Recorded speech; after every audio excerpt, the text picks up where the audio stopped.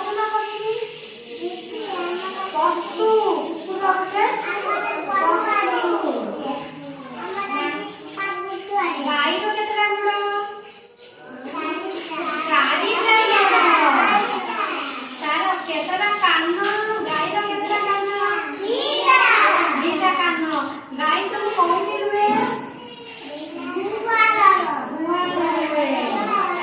ଆଚ୍ଛା। ଗାଈ ସେ କଣ ଖାଏ?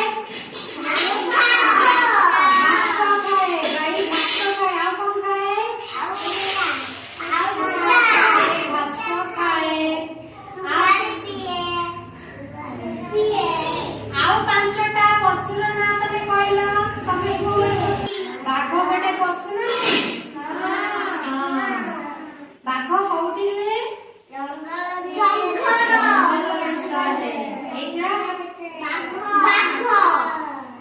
ଏଇଟା ବାଘ। ବାଘ କଣ ଖାଏ? ବାଘ କଣ ଖାଏ? ବାଘ ମାଂସ ଖାଏ। ଏଇ ପଶୁର ନାଁ କଣ? ଛେଳି।